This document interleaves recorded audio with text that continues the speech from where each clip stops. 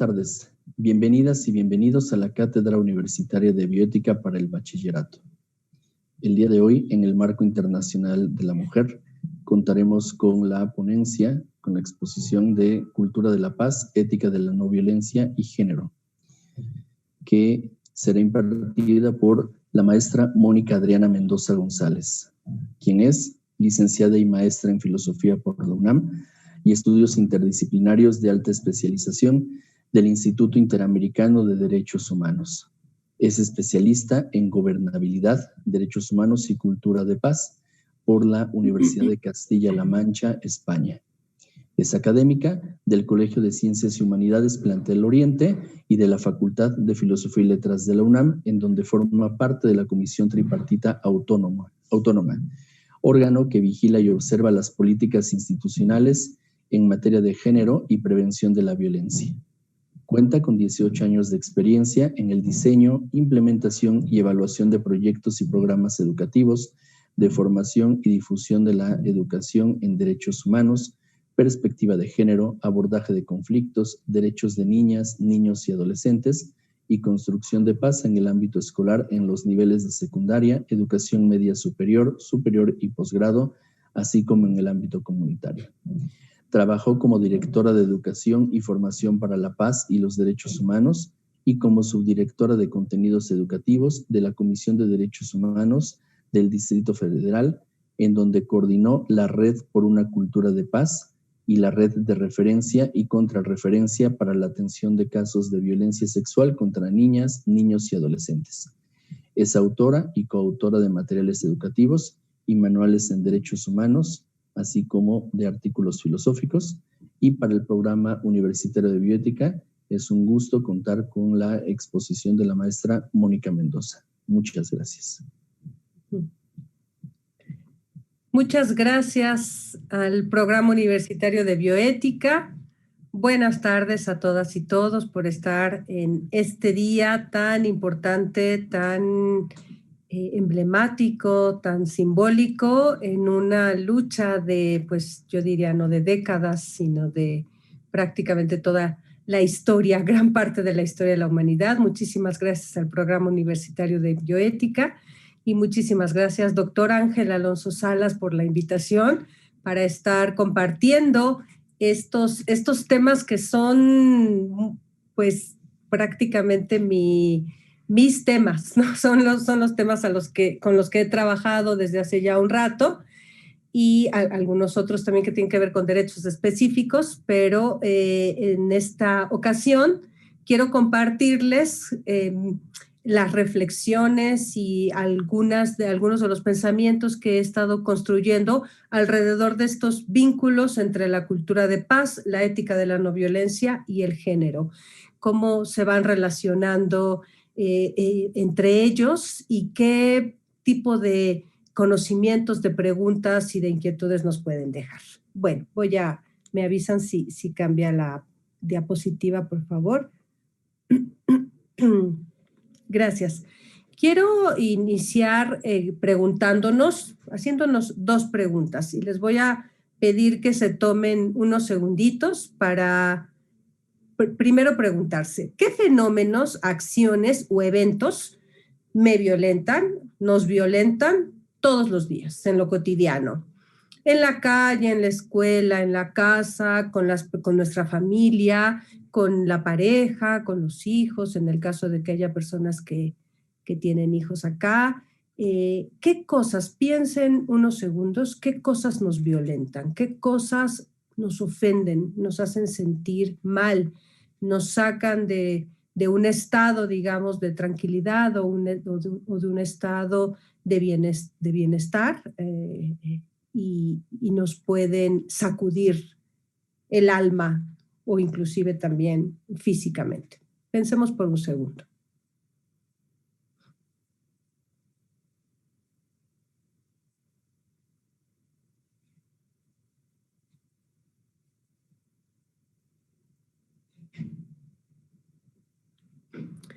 Como segunda pregunta, para ir construyendo esta reflexión, les quiero invitar a que se pregunten Ya una vez que pensaron qué cosas nos ofenden en la calle, en la casa, en lo cotidiano, quiero que tomen unos segunditos para preguntarse cómo aprendieron a ser mujeres, cómo aprendieron a ser hombres, o si tenemos entre las personas que nos están escuchando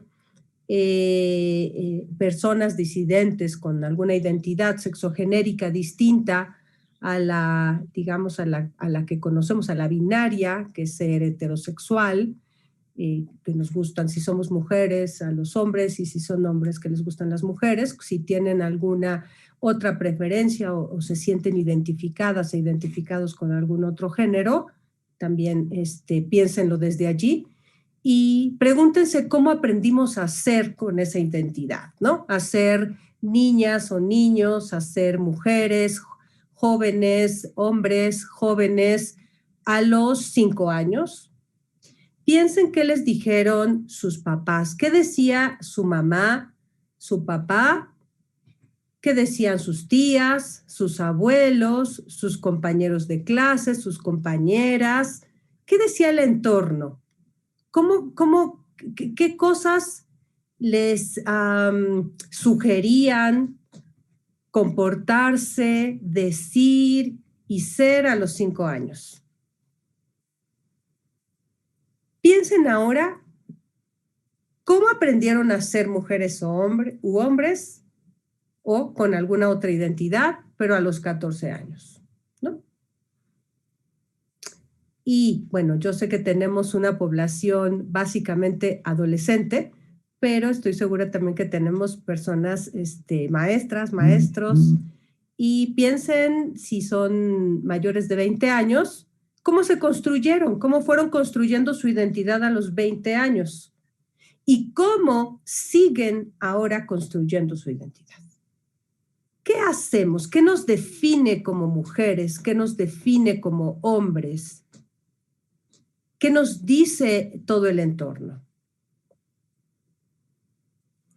Vamos a regresar más adelante con la participación de estas preguntas, pero sirva como un primer acercamiento a estos ejercicios reflexivos. Bueno, vamos a ver. Tal como el título de esta presentación dice, bueno, pues vamos a trabajar, les quiero compartir estos 3 niveles. El nivel de la cultura de paz, el nivel de la ética de la no violencia y el nivel del género. Y cómo estos 3 ámbitos, estos 3 campos, podemos hablar de campos de conocimiento, pero también son praxis, es decir, son formas de ser, también son visiones del mundo, son maneras de interpretar al mundo, pero también son maneras de posicionarse en el mundo.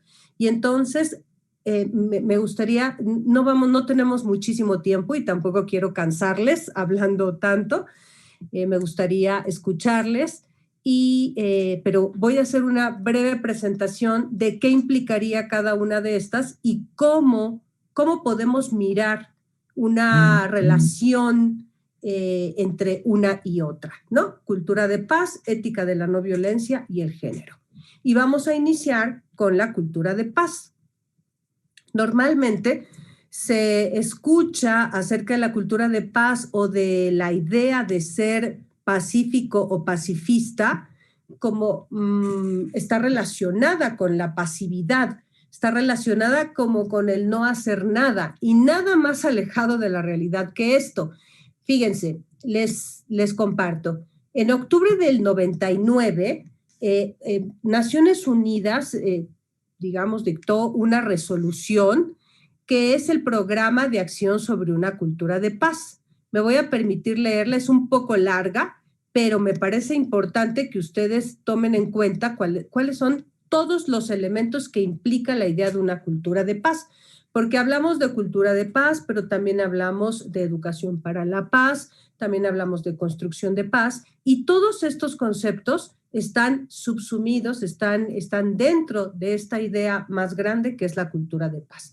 Entonces, en este programa de acción sobre una cultura de paz, desde el 99, nos dice la resolución de las Naciones Unidas, que se trata del conjunto de valores, actitudes, tradiciones, comportamientos y estilos de vida basados en el respeto a la vida, el fin de la violencia y la promoción y práctica de la no violencia por medio de la educación, el diálogo y la cooperación. Si se fijan aquí, ya tenemos el concepto de no violencia integrado en esta resolución.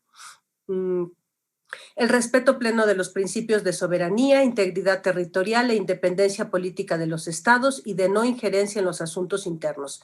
El respeto pleno y la promoción de los derechos humanos y las libertades fundamentales, que incluye la igualdad de derechos y oportunidades de mujeres y hombres, el derecho a la libertad de expresión, opinión e información, el compromiso con el arreglo pacífico de los conflictos, los esfuerzos para satisfacer las necesidades de desarrollo y protección del medio ambiente de las generaciones presentes y futuras, la adhesión a los principios de libertad, justicia, democracia, tolerancia, solidaridad, cooperación, pluralismo, diversidad cultural, diálogo, entendimiento a todos los niveles de la sociedad y obviamente entre las naciones.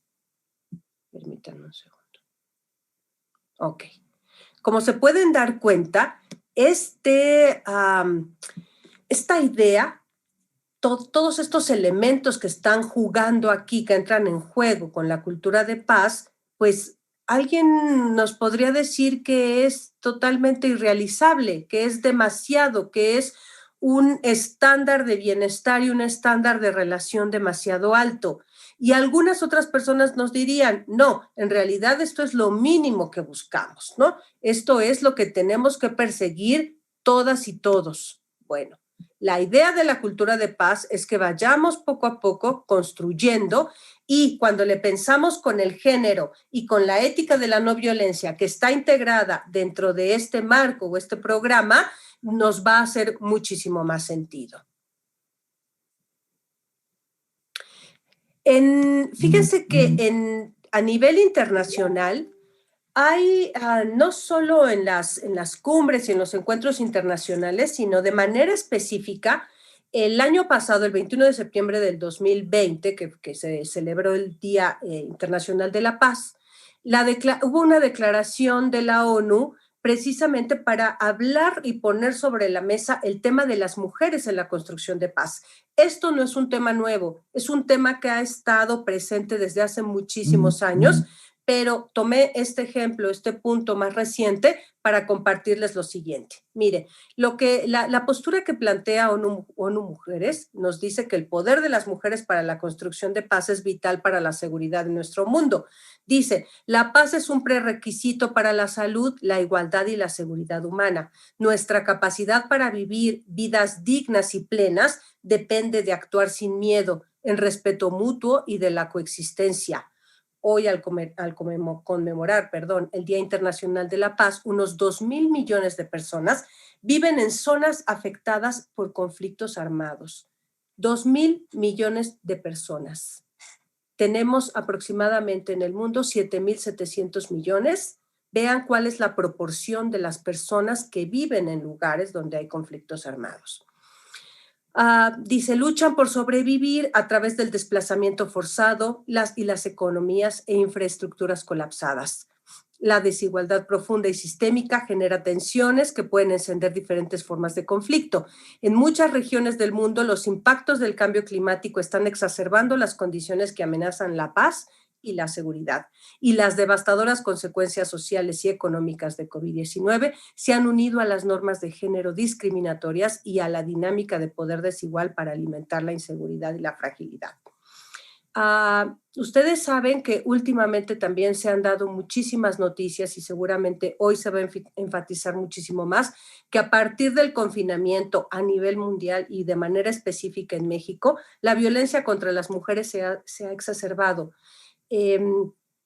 Precisamente por el tema del confinamiento, el tema de estar tanto tiempo conviviendo, en muchos casos, desgraciadamente, con el mismo agresor.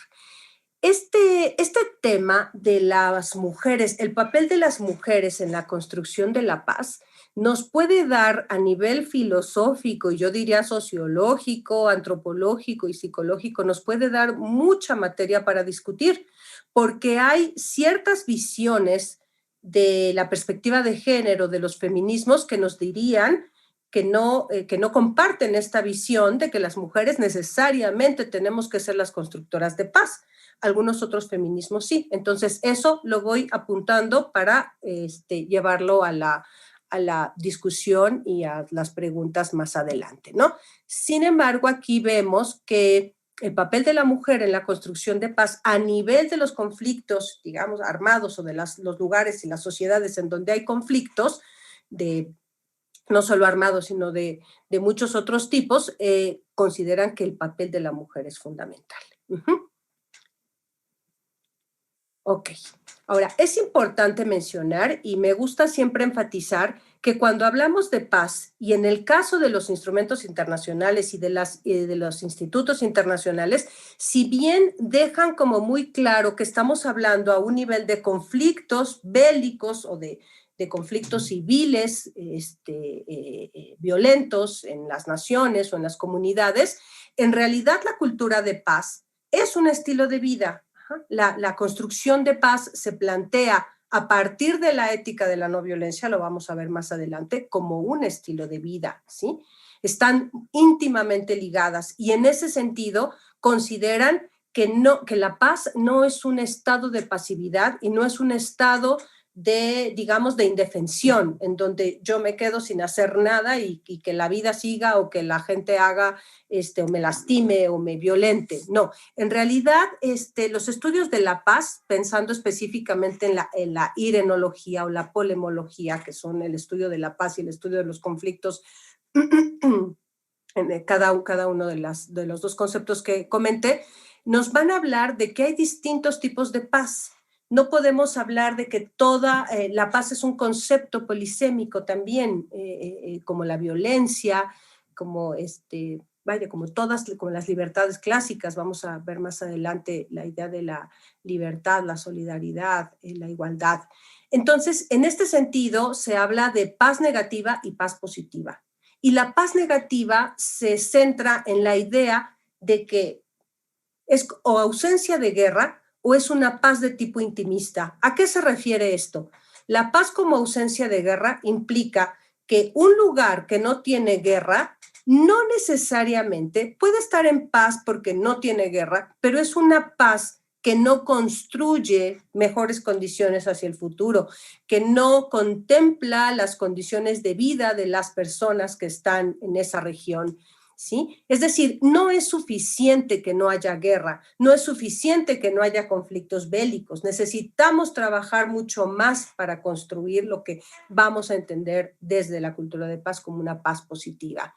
La otra paz negativa es la que se considera paz intimista. Este tipo de paz se relaciona con la idea de yo estoy bien y no importa cómo estén los demás, yo no me meto con nadie, no lastimo a nadie, yo estoy bien, pero a mí que ni me pidan, ni me pregunten, ni nada, porque no voy a hacer nada por los demás. Yo estoy bien, no necesito de los demás y los demás tampoco necesitan de mí. Bueno, esto es una paz intimista. Estoy hablando de una paz intimista en sentido, digamos, como más negativo, ¿no? Hay una paz intimista que tiene que ver también con esta paz en donde la gente busca a través de ciertas prácticas de tipo espiritual, una paz en donde el mundo puede estar rodando, pero mi alma está serena. Fíjense, es interesante cómo la figura de Gandhi nos va a enseñar que esta paz intimista se puede convertir en una paz proactiva. Ajá, y ese es precisamente del núcleo, la raíz, yo diría, la fuerza de la no violencia, ¿no? Lo vamos a ver más adelante. Pero no quiero dejar de enfatizar que hay una paz intimista de tipo espiritual que puede quedarse en ese nivel, en el nivel de yo quiero estar bien y lo demás que ruede. En la cultura de paz lo que queremos es enfatizar o donde se busca una construcción permanente, es un camino cuesta arriba, dadas las circunstancias de cómo hemos construido el mundo. Esta paz positiva tiene que tener la presencia de la justicia. Ajá. es un proceso activo de construcción en donde buscamos la manera en la que todas y todos tengan mejores vidas, tengamos mejores vidas, vidas dignas. Yo sé que el concepto de vida digna también puede generar, puede ser muy relativo, bueno, no diría muy relativo, puede ser relativo para algunas personas, sin embargo, sí hay condiciones materiales que todos los seres humanos necesitamos en el mundo, ¿no? Esta paz positiva lo que busca es brinda herramientas para en lo cotidiano analizar los conflictos, aflorarlos y resolver los conflictos, pero de una manera, desde una perspectiva de la ética, de la no violencia. ¿Para qué? ¿Cuál es el horizonte? Buscar la armonía del ser humano consigo mismo, pero no es una armonía en el sentido que les comentaba hace un momento de la paz intimista, no es una armonía del solipsista, es decir, no es una armonía de la persona que solo habla consigo misma, es una armonía de la persona consigo misma, pero también con las y los demás. Y en este sentido, también está incluido el mundo, es decir, el mundo en su sentido de physis, en su sentido de la naturaleza, de cómo tenemos también que relacionarnos con con los árboles, con el agua, con los animales no humanos, etcétera. Aquí lo dice, ¿no? Con el entorno. Una cultura de paz se construye con el aprendizaje a vivir en paz, ¿no?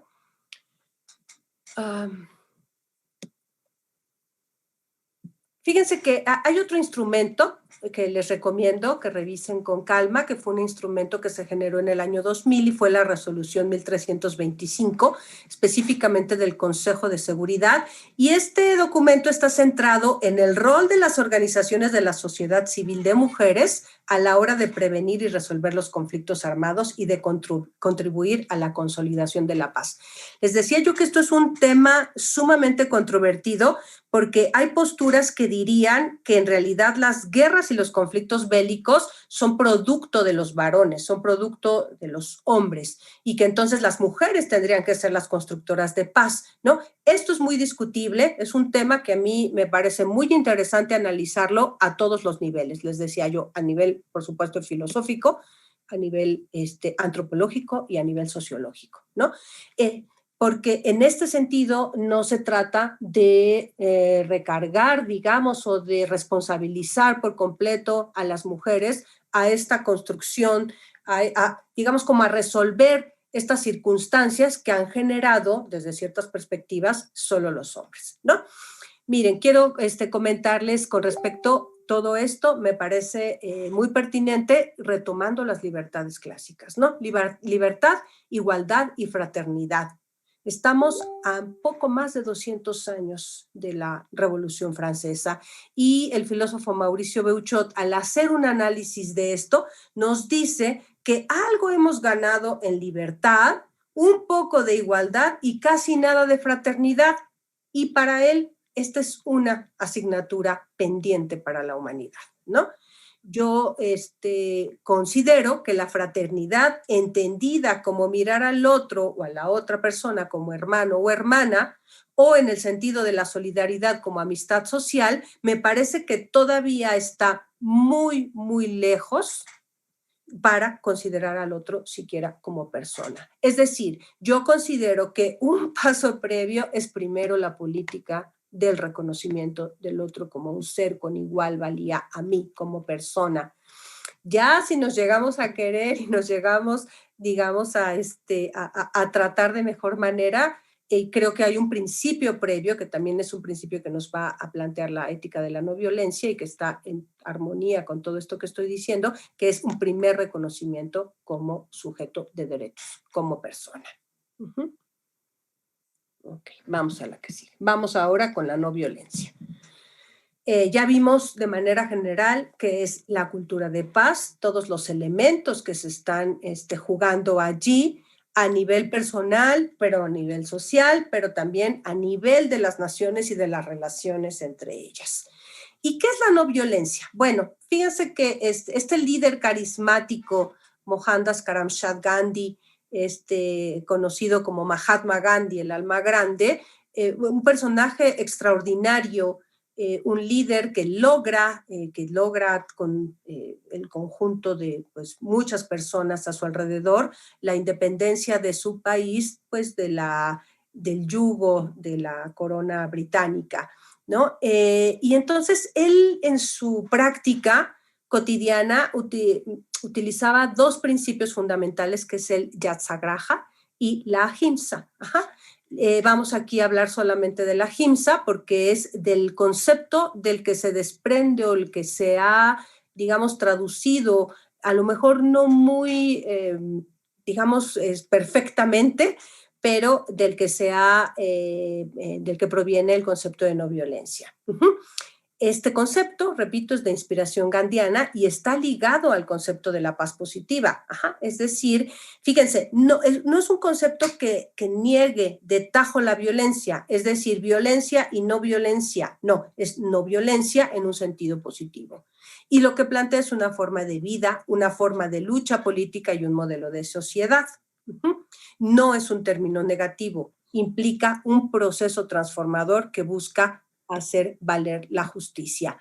Desde sus inicios, bueno, Gandhi estudió Derecho, además estudió en Londres, imagínense, se independiza de un país que lo formó como jurista y afortunadamente pues logra no solo en su país, sino también en África, en Sudáfrica, tiene grandes logros al respecto de su desobediencia civil, ¿no? La desobediencia civil para él implicaba esta toma de postura en la que si hay leyes injustas, uno tiene la potencia y la necesidad de trabajar en contra de esas leyes que uno considera injustas. Ok, bueno. ¿Qué más es la no violencia? ¿Por qué pienso en que es lo mejor para trabajar en contra de la erradicación de todas las violencias y enfatizando con el día de hoy de las violencias contra las mujeres, y yo diría, pues, contra niñas, contra niños, contra todas las personas? ¿Qué hacemos? Y pienso, bueno, pues, qué mejor ímpetu contundente contra las violencias que la no violencia. Porque esta no violencia es esta potencia que puede encarar las diversas manifestaciones de su antítesis entendida como la violencia, pero a lo mejor pueden pensar que me estoy contradiciendo porque dije que no era propiamente su contrario, entonces, es más que su contrario. Vivimos en un mundo en donde la camaleónica omnipresencia de las violencias acechan, generando daños, mucho sufrimiento, secuelas que limitan o truncan proyectos de vida y llegan, por supuesto, a causar la muerte, ¿no? Entonces, ¿qué es la no violencia? Bueno, la no violencia es el mandato que nos invita a respetar toda forma de vida y con ello evitar hacer daño a cualquier ser viviente. Personas, pero también animales no humanos. Y con ello incluye la gama que va desde ofender hasta no matar. La no violencia va a considerar siempre al otro como un otro. En este sentido también me recuerda la idea kantiana del otro como fin y no como medio, y no solamente como medio, porque no va a buscar en ninguna de sus reacciones, en esa búsqueda de justicia, nunca va a hacer daño o va a evitar hacer daño. Ajá. Y en el caso de que haga daño, no va a ser intencional, no es un daño intencional, ¿no? Pero hay el otro segundo, digamos, acepción, la segunda significación de ahimsa, que no se limita allí en el hecho de evitar hacer daño, sino que reconoce que están ahí las y los otros. Y como reconoce a las y los otros como parte de la comunidad, ¿no? Tiene que trabajar por el bienestar colectivo, incluyendo al que nos ha hecho daño. Ajá. Esto también es muy criticable para muchas posturas, porque se piensa que es poner la otra mejilla, y yo siempre insisto que claro que no es poner la otra mejilla, es responder con un acto de dignidad, con un acto de nobleza, un acto de innobleza, un acto de violencia. Y bueno, es un concepto proactivo, ya lo dije, que busca la justicia social.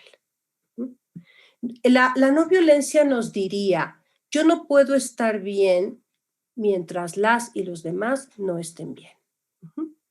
Cosa también, por supuesto, discutible, ¿no? Porque entonces parecería que en este mundo en donde todo está en caos y hay como muchas violencias por todos lados, parecería que entonces jamás vamos a estar bien. Pero a lo que se refiere es a un bien social, a una construcción de condiciones materiales mínimas que puedan ser accesibles a todas y todos, ¿no? No está hablando, no es un pesimismo, no es un, digamos, yo diría un existencialismo pesimista o fatalista. No me parece eso, me parece al contrario un canto de vida que va sí a reconocer que hay muchas injusticias, pero en ese mismo sentido va a trabajar en contra de ellas, de estas injusticias.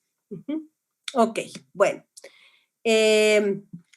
Vimos ya lo que es cultura de paz. Ahorita estoy tratando de delinear lo que es la no violencia y vamos a entrarle al género para que nos quede buen tiempo para comentar. Bueno, en el caso del género, creo que ya si han tenido algún acercamiento a lo que es el género, voy a tomar estas notas que son de ONU Mujeres.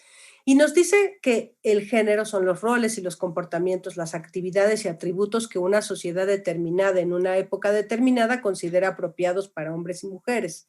Además de los atributos sociales y las oportunidades asociadas con la condición de ser hombre y mujer, y yo diría también otros géneros, y las relaciones entre mujeres y hombres y niñas y niños, el género también se refiere a las relaciones entre mujeres y las relaciones entre hombres. Creo que repetí. Estos atributos, oportunidades y relaciones son construidos socialmente y aprendidos a través del proceso de socialización.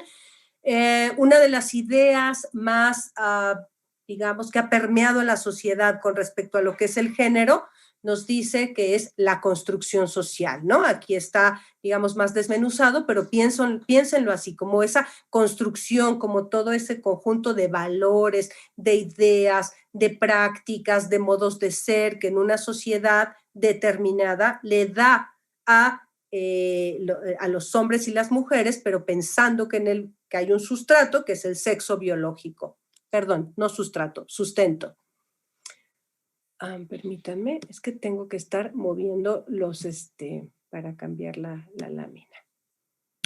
Dice, en la mayoría de las sociedades hay diferencias y desigualdades entre mujeres y hombres en cuanto a las responsabilidades asignadas, las actividades realizadas, el acceso y el control de los recursos, así como las oportunidades de adopción de decisiones. El género es parte de un contexto sociocultural mucho más amplio, como lo son otros criterios importantes de análisis sociocultural, incluida la clase, la raza, el nivel de pobreza, el grupo étnico, la orientación sexual, la edad, etc.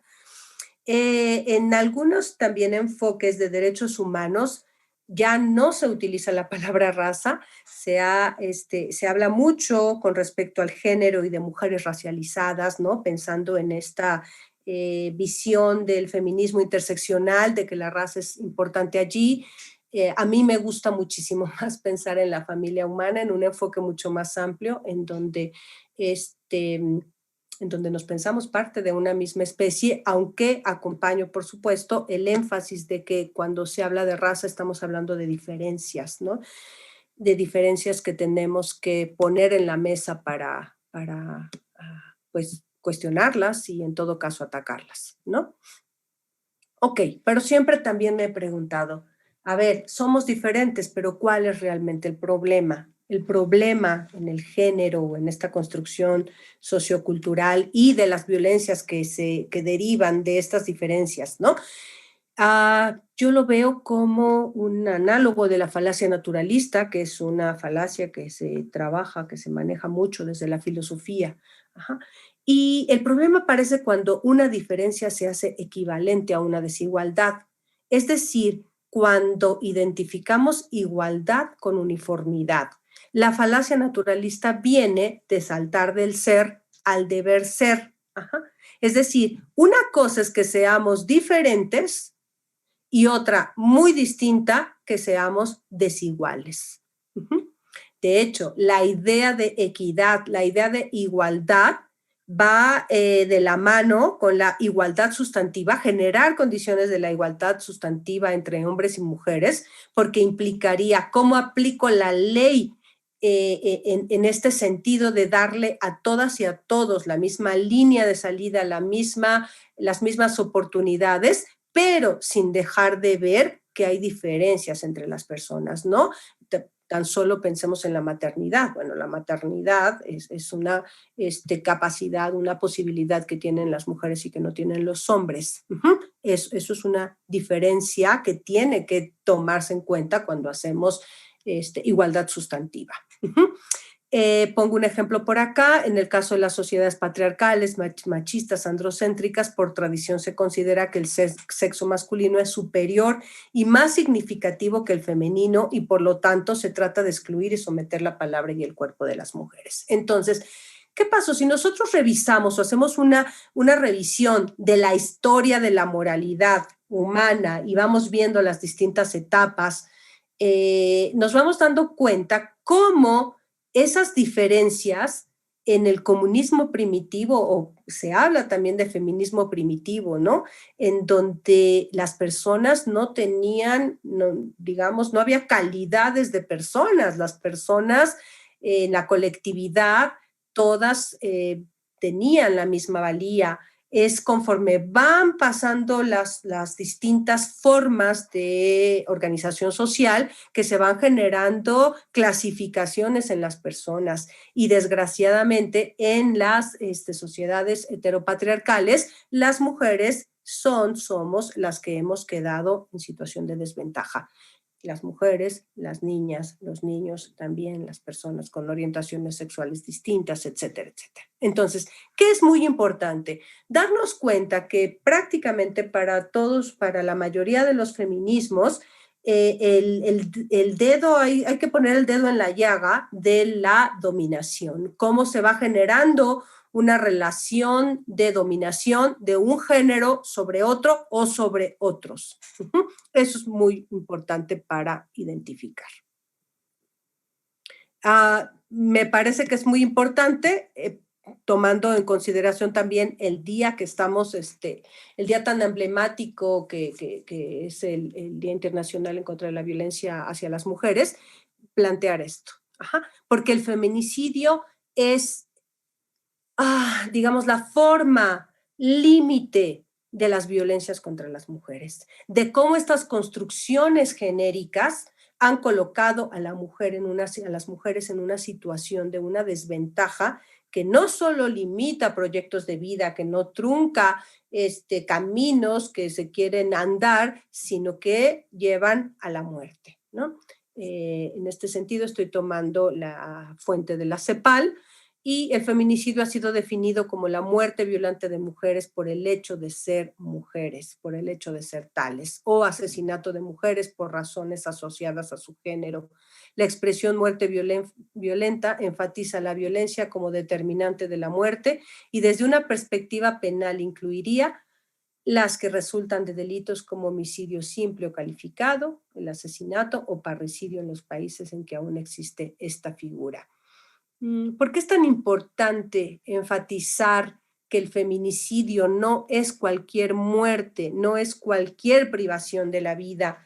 Porque el feminicidio se comete contra una mujer por el simple hecho de ser mujeres.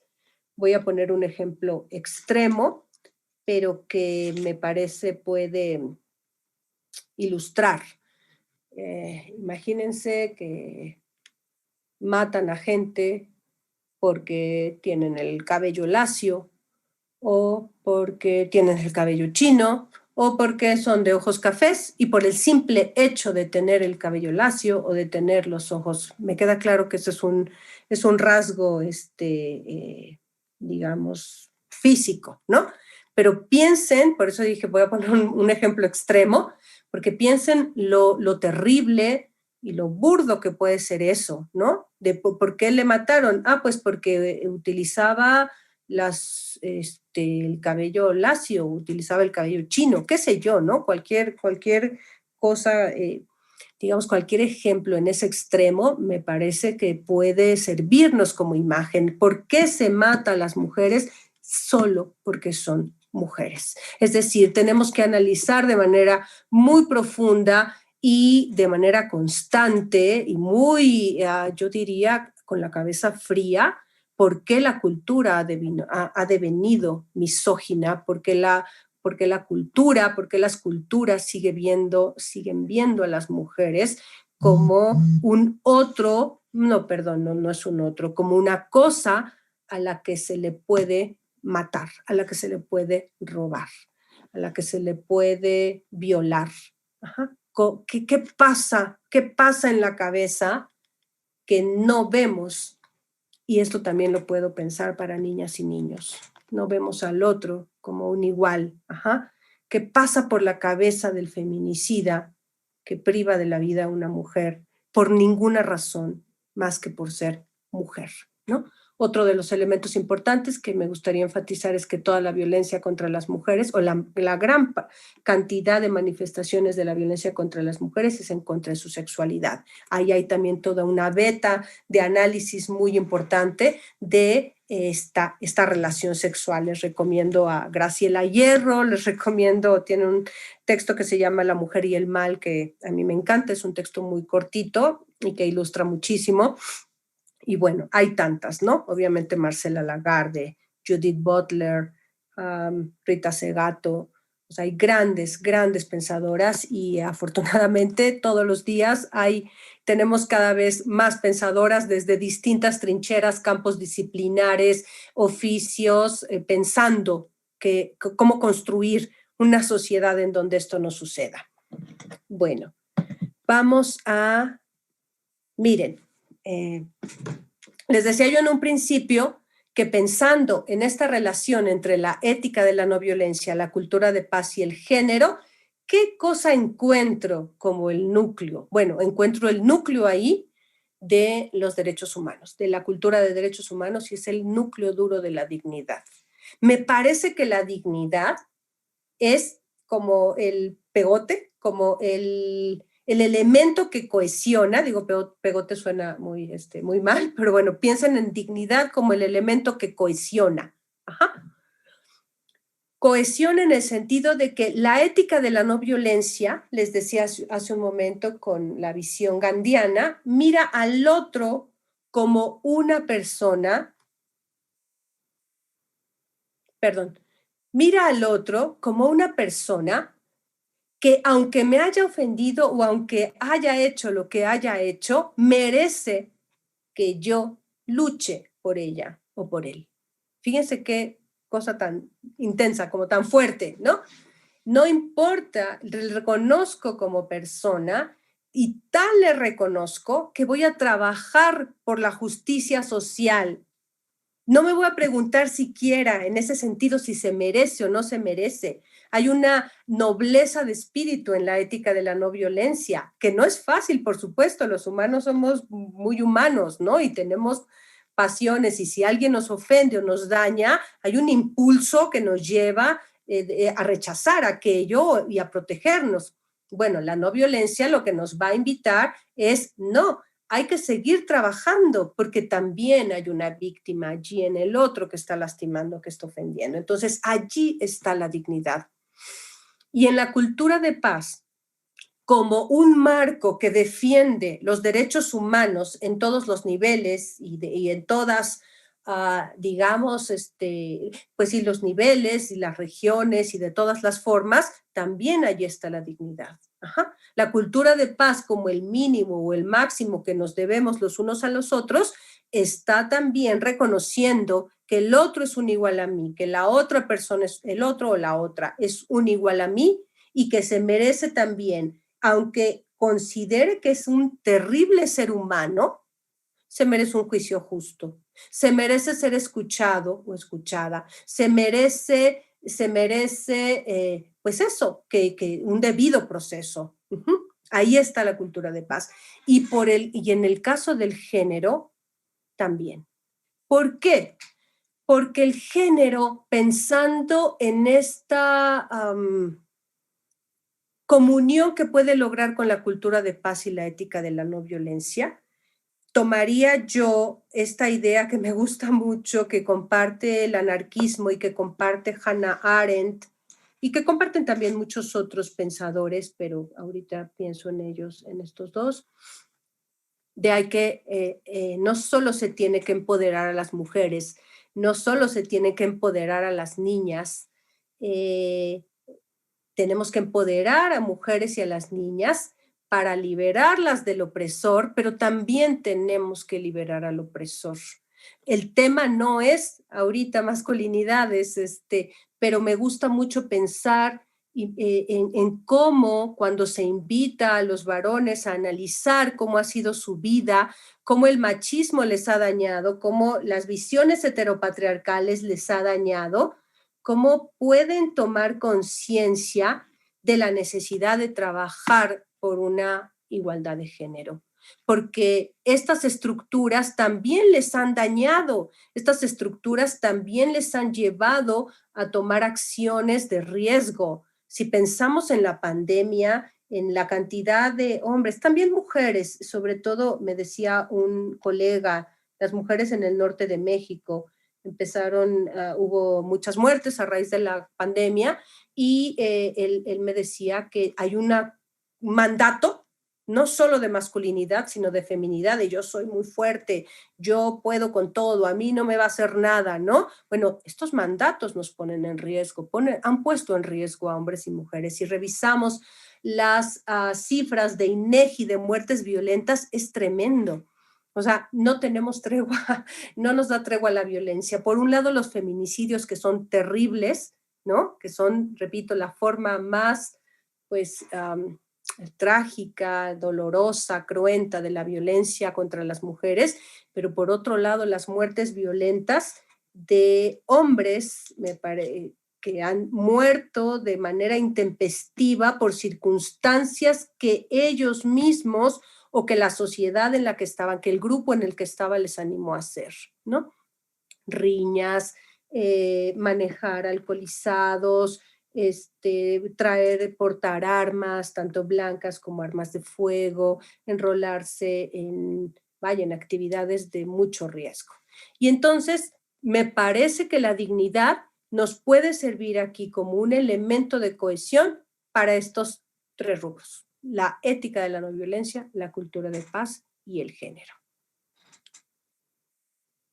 Bien, antes de entrarle a la dignidad, me gustaría preguntarles si tenemos algunas inquietudes, si tienen preguntas hasta aquí, para hacer un alto y dejarlos descansar un poco de que he hablado mucho. No sé si hay algunas preguntas, Ángel. Sí, adelante.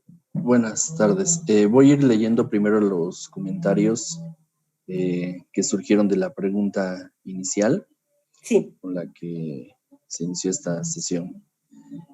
Aline Garcés dice: en la calle, cuando las mujeres salimos, la mayoría de los hombres se nos quedan viendo de una forma morbosa y a veces te dicen cosas fuera de lugar. Y a mí, en lo personal, eso a mí me mete mucho miedo.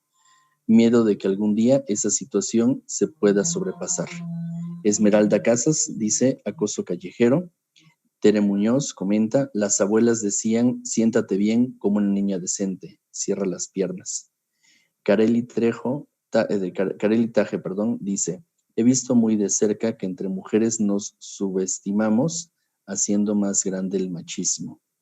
Esmeralda Casas dice: debíamos jugar con muñecas y no con carritos a los 5 años. A los 14 decían que debíamos aprender a hacer las cosas de la casa, como si no pudiéramos hacer más de eso. Hashen Martínez Gutiérrez dice: las costumbres tan arraigadas que todavía existen. Kenia Robles dice: me violenta ser ignorada por el Estado. Marifer Ceballos: me violentan los piropos no deseados, el acoso callejero en general, sentirme perseguida, ser perseguida o toqueteada sin permiso alguno, el abuso de aquellos quienes saben o bien porque vengan armados o bien porque sean más fuertes o ambos creen sentirse con el poder de violentar sexualmente mujeres o humillarlas. Y Balú Turnes dice, también en Argentina todo esto ha aumentado. Ella dice que es antiespecista, y pregunta a usted, ¿qué significa para usted el feminismo antiespecista o antropoespecismo feminista? Y hay otras dos preguntas. Bueno, hay más, pero puedo leer al menos dos preguntas. Pregunta J. Roberto Romero, ¿la desobediencia civil que defendía Gandhi es revolucionaria y pacífica a la vez? Y Manuel Estrada pregunta, menciona que hace falta la fraternidad, estoy de acuerdo, pero ¿no cree que hace más falta incluso la sororidad? Lamentablemente, cuando una persona quiere adoptar un estilo de vida y una lucha política no violenta, la gente se burla de ella, no la toman en serio. ¿Por qué hacemos esto? Y Carlos Díaz Huerta dice, ¿cree que puede existir una sociedad que no esté organizada por roles de género? Hay más preguntas, pero con estas podemos empezar. Muy bien. Muchas gracias. Vamos a ver, creo que sí alcancé a tomar todas las notas. Las miradas lascivas, el acoso callejero, ¿no? Lo de siéntate bien, con las piernas cerradas, haz los trabajos de la casa. Dicen, entre mujeres nos subestimamos. Bueno, es una de las cosas más, de lo que señalan, más violentas, ¿no? Imagínense qué fuerte fenómeno de considerar que en una sociedad heteropatriarcal las mujeres somos una especie de producto de consumo, ¿no? Si ustedes miran prácticamente toda la publicidad, toda los programas de televisión, las telenovelas, bueno, son un catálogo, yo siempre he insistido, son un catálogo extraordinario de violencia, de hipersexualización de las mujeres, ¿no?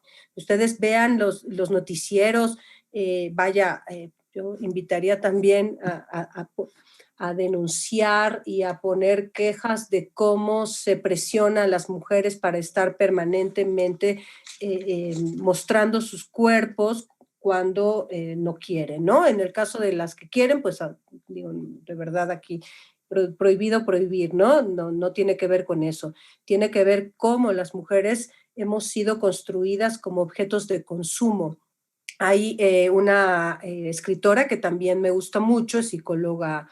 Ella trabaja la construcción de la subjetividad femenina y ella dice que después sí, desde pequeñas nos enseñan a competir por la mirada de los hombres, ¿no? O sea, todo lo que hacemos, todo lo que nos enseñan desde pequeñas es competir. ¿Para qué? Pues para tener a un hombre a nuestro lado, para que seamos las más atractivas, para que seamos las más deseadas, y eso va generando en esta cultura de competición entre mujeres. Ahorita me voy a la otra cultura de competición que también ya comentaron, ¿no? Es una cultura de competición en donde tenemos que arrancar miradas masculinas, y si no arrancamos miradas masculinas, entonces ya no valemos, ¿no? Vamos perdiendo valor conforme vamos creciendo, conforme vamos envejeciendo. Pensemos que todo este sistema es un sistema que está hecho en donde las mujeres nos han colocado, y por eso es tan importante la lucha a favor de los derechos de las mujeres, de poner el dedo en la llaga y de decir, somos personas, no me gusta la palabra sujeta, quiero confesarlo acá, no me gusta sujeta porque se entiende como sujeción, por eso no me gusta la palabra sujeta, pero bueno, como personas sujetos de derecho. Tenemos que trabajar mucho en mirarnos como iguales, por eso la dignidad para mí es fundamental, por eso trabajo mucho más desde los derechos humanos que desde otros enfoques. Creo que a todas las mujeres nos ha tocado, y es muy doloroso sentir que vas en la calle, que vas en el transporte público y alguien se siente con la libertad de tocar tu cuerpo, ¿no? Y de tocar tu cuerpo y claro, tú estás llena de miedo. Me parece que eso debe de parar, ¿no? Decía otra compañera, el piropo no solicitado, ¿no? Pero además hay piropos que nos hacen sentir vergüenza de nuestro cuerpo. Entonces me parece que ahí la construcción de la feminidad, la construcción de las mujeres, la construcción de nuestra identidad, de nuestra conciencia, tiene que ir con un respeto profundo de nuestro cuerpo, yo diría de un respeto absoluto, ¿no? De nuestro cuerpo, porque pues nuestro cuerpo somos nosotros. Esto de entre mujeres nos subestimamos. Fíjense, una de las cosas importantes que hay que enfatizar en las estructuras y las culturas heteropatriarcales es que en el patriarcado todos somos patriarcales, ¿no? Y todos vamos reproduciendo en mayor o menor grado, ¿no? Todas estas estructuras. Entonces, me parece que culpar a las mujeres, por ejemplo, he escuchado mucho esto de que es que las mujeres educan a los machos. No son las mujeres las que educan a los machos, es toda la sociedad la que educa a los machos, ¿sí? O sea, todo educa, más bien, todo maleduca, o todo malforma, ¿sí? Piensen en que todo, cuando he trabajado con maestros de educación y maestras de educación básica, lo que les digo es, ustedes pueden trabajar la honestidad, la responsabilidad, el compromiso en clase, pero los niños y las niñas no son tontos, salen a la calle y se dan cuenta cómo funciona el mundo y se dan cuenta que el mundo no funciona así. Entonces, todos y todas, bueno, todas las personas tenemos que ser ejemplo para los demás. No creo que solo las mujeres, creo que todas y todos. Piensen en los comentarios hacia la adolescente que se embarazó, ¿no? El fenómeno que se genera en la cuadra de por qué se embarazó, si perdió, si no perdió, y la vergüenza que le hace sentir la sociedad. Bueno, eso debe de parar, porque no se embarazó sola, ¿sí? Se embarazó junto con otra persona, y entonces, ¿por qué solamente enfatizar hacia la mujer? ¿Por qué entre mujeres hay estos actos también de mucha violencia? Pues porque esta cultura es una cultura de competición. Así como los hombres pueden competir en ciertos otros temas, las mujeres compiten sobre todo para los hombres. Dice Emil, ya no les dije el nombre de esta psicóloga, se llama Emilse, escribe Emilse, por si quieren, Emilse Dio Bleichmar. Nos enseñan a estar compitiendo. Piensen en toda esta publicidad que les decía, todo está hipersexualizado. Hay un filósofo argentino, ¿sí es argentino? Sí, bueno, es Juan Pablo Feynman, que me encanta porque dice que las mujeres hemos perdido el rostro, ¿no? En la publicidad las mujeres perdieron el rostro, o sea, solo hay cuerpos, ¿no? Y además cuerpos como sometidos a una serie de violencias para gusto y consumo de uno de los géneros y para crítica y también a una agresión atroz vaya, en contra de esas personas, ¿no? Fíjense, voy a usar un ejemplo también burdo, pero muy, muy significativo. Estas cosas, esta violencia contra las mujeres que se dedican a la farándula y hacen cine y teatro y televisión y que se embarazan, y el titular de la revista del Corazón dice, muestra su abdomen casi perfecto a pesar de que hace un mes tuvo a un bebé o hace 2 meses. Oigan, qué violencia más bárbara contra los cuerpos de las mujeres que eso. Y como ese, un montón de ejemplos, ¿no? Ser ignorada por el Estado es un camino en el que tenemos que trabajar, y yo diría ser ignorada por el Estado y ser ignorada por muchas de las instituciones que hemos creado. Entonces, tenemos que trabajar y tenemos que trabajar pues sí, con todas estas instituciones, la iglesia, la familia, la escuela y obviamente el Estado, ¿no? No recuerdo bueno, comentar lo de la cultura del enemigo. Una de las cosas que nos dice la cultura de paz y la educación para la paz y bueno, parte de todo este enfoque es que todas también nuestras estructuras están hechas para competir. Piensen, aquí tenemos a muchos compañeros y compañeras del bachillerato. Yo les pregunto si el hecho de entrar a la educación media superior no se convirtió en uno de sus primeras grandes competencia o competición en su vida. Ajá. Desde pequeños nos están enseñando a competir y también la cultura de paz y la ética de la no violencia lo que nos va a decir es para la competición, ya, parémosle, pongámosle una línea, límite allí. ¿Por qué? Porque en la competición generamos más enemigos. La cosa es que las estructuras están hechas así.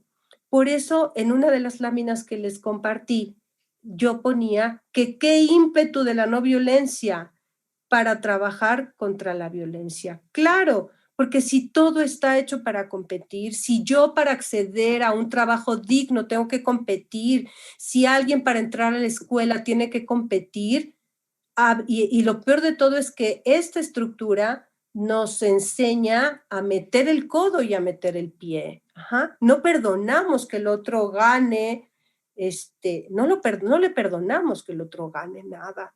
Y entonces me parece que hay que parar esto, porque es una depredación humana que, pues sí, que no nos ha traído como muy buenas cosas. Entonces, fíjense, esta cultura del enemigo, si lo pensamos al nivel del género, pues entonces todas las mujeres son enemigas, ¿no? Pero también todos los hombres, porque están luchando por tener un mejor trabajo, tener una mejor posición, tener, pues sí, mejores condiciones económicas, etcétera, etcétera. Entonces, creo que hay que desmontarla, creo que hay que poner el dedo en la llaga e ir poco a poco desmontando esta cultura del enemigo. Y nos encanta construirla, ¿no? Nos encanta construirla porque así nos han enseñado. Entonces, hay que desmontarla poco a poco o mucho, mucho. Hay una pregunta que no tomé bien de la desobediencia civil. No recuerdo exactamente cuál era la inquietud. Sí, decía Roberto Romero, ¿la desobediencia civil que defendía Gandhi es revolucionaria y pacífica a la vez? Claro, gracias. Sí, absolutamente. La no violencia gandhiana es una potencia que encara a la violencia diciéndole, ¿no? Yo lo planteo como esta posición o esta postura casi estoica o estoica de decir, me planto frente a ti en mi centro de dignidad para mostrarte que lo que tú estás haciendo es un acto violento. ¿Qué más revolucionario que cambiarle, que darle la vuelta y no responder violencia con violencia? Es darle la vuelta a la acción, pero también darle la vuelta a la persona y mostrarle que lo que está haciendo no solo me daña a mí, también le daña a él. La violencia, los actos de violencia que generamos, que generan todas las personas, también dañan a la persona que las hace, que las reproduce, ¿sí? Cuando entendamos que toda la violencia, y vaya, y no estoy pensando en esta cuestión del karma o de la justicia divina, ni mucho menos, no, tiene que ver con nuestro mismo sentido de vida, nuestro sentido de vida de seres humanos en el mundo. Todo lo que mandamos hacia afuera, hay un acto de causa-efecto. Cuando la desobediencia civil de Gandhi dice, no voy a respetar estas normas porque son injustas, acepto las consecuencias de ese acto, estoy consciente y acepto por completo estas consecuencias, pero precisamente porque las considero injustas, no las voy a a respetar. Entonces, yo estoy completamente de acuerdo. Me parece un acto completamente revolucionario, pero no es una, perdón,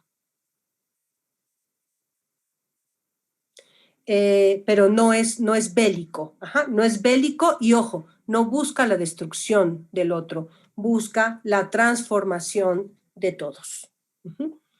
Y antiespecista, ¿cómo era la pregunta? La otra pregunta del especismo. Sí, Ivalú Turnes, desde Argentina, comenta, soy antiespecista también, pero ¿qué significa para usted el feminismo antiespecista o antropoespecismo feminista? ¿Cuál sería su visión al respecto? Gracias. Bueno, es una pregunta muy interesante y muy, creo que bastante profunda. Me parece que considerar todo el tema de considerar al ser humano con un estatuto, digamos, por encima del resto de las especies, tiene muchos enfoques y me parece que hay mucha discusión al respecto, ¿no? Porque hay quien diría, bueno, no somos mejores que las otras especies. ¿Quién nos dijo que somos mejores que las otras especies? Y hay otros enfoques que dirían, no, pues no seremos mejores, pero sí somos distintos y somos muy distintos. No me puedo comparar con otras especies que no tienen, por ejemplo, pensamiento abstracto, ¿no? Que no tienen un lenguaje matemático por pensar, digamos, como los conocimientos o los saberes que hemos construido más sofisticados, no sé qué palabra utilizar, ¿no?